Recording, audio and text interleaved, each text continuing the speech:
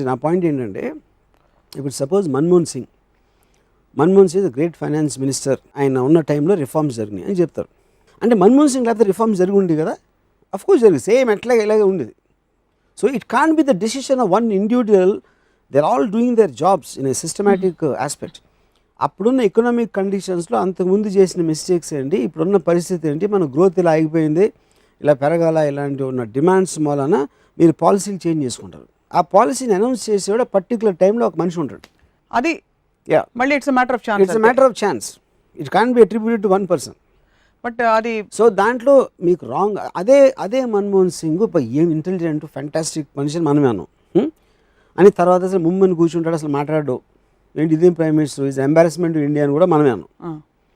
So అప్పుడంటే అంత గొప్ప రిఫార్మ్స్ చేసేసి ఇండియన్ ఫైనాన్స్ ఆస్పెక్ట్ని ఆకాశానికి తీసుకెళ్ళిపోయినాడు, అంత మోగోడుగా చేశాడా, లేకపోతే ఇప్పుడు మనకు తెలుసా అంత మోగోడని, అంతకు ముందు కూడా అలాగే ఉండి కూడా తెలుసా మనకు తెలియదు. సో ఇవన్నీ ఏమిటంటారు అయితే, మరి పర్సెప్షన్స్ మారుతున్నాయా? మనం అంటే ఎంటర్టైనింగ్ ఈవెంట్ అయినా అప్పుడు అలా ఎంటర్టైన్ అయ్యాము, ఇప్పుడు ఇలా ఎంటర్టైన్, అసలు నిజంగా ఏం జరిగింది అనేది మనకి తెలియడానికి ఆస్కారం ఉంది. మొన్న ఇటీవల రామ్ జెఠ్మలానీ గారు, సుప్రీంకోర్టు న్యాయవాది, రాహుల్ గాంధీకి తన ఆఫీస్లో గుమాస్తా ఉద్యోగం కూడా ఇవ్వనని అన్నారు. వ్యక్తులు అసలు ఇంపార్టెంట్ కాదంటే ఇప్పుడు ఇటువంటి పరిస్థితుల్లో రాహుల్ గాంధీ లాంటి వ్యక్తి నేషన్ లీడ్ చేస్తే అంటే మీరు ఎలా అయితే నా పాయింట్ ఏంటంటే, మనకి ఒక ఏమంటారు దాన్ని, ఒక మన వేరే ఎమోషన్ డ్రివెన్ కంట్రీ, దానికి లాజిక్ రేషనాలిటీ అనేది ఉండదు. ఒక ఫ్యామిలీ ఉంది, ఆ ఫ్యామిలీ ఆయన కొడుకు, ఆ మంత్రి ఉన్నది ఆయన కొడుకు, ఆ కొడుకో కూతురో వీళ్ళందరూ వస్తూ ఉంటారు. అంటే మనకు ఒక ఫ్యూడల్ ఆస్పెక్ట్లోంచి ఇంకా మనం బయటికి రాలేము కాబట్టి ఒక రాచరిక ఫ్యామిలీ, అది సినిమా ఇండస్ట్రీలో మీరు చూస్తారు, పొలిటీషియన్స్లో చూస్తారు.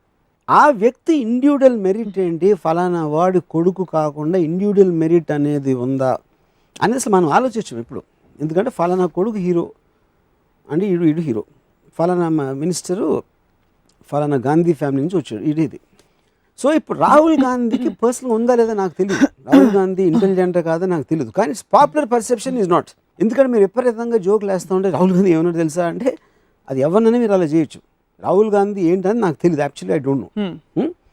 కానీ రాహుల్ గాంధీయే కాకుండా ఏ మినిస్టర్ ఇంక్లూడింగ్ మోడీ గారు కూడా విజిబుల్గా నేను మా మదరు మా ఫ్యామిలీ ఇంట్లో ఉన్నది నాకు ఇప్పటి నుంచి ఎప్పుడో ఒక పర్టికులర్ గవర్నమెంట్ మారినందుకు విజిబుల్ చేంజ్ అనేది నేను ఎక్స్పీరియన్స్ చేయలేదు. మీరు చూడలేదా? ఎక్స్పీరియన్స్ చేయలేదు. నేను ఎక్స్పీరియన్స్ చేయలేదు. చూడటం అంటే ఏంటి, ఎవరు చెప్తారు ఇలా చేసేస్తున్నారు, ఇలా చేశారంట, అది ఇచ్చారంట, ఎంతమంది ఫార్మర్స్కి ఇన్ని ఇస్తున్నారంట. అప్పుడు నేను ఒక సిటిజన్గా I can't look at the whole state as one whole.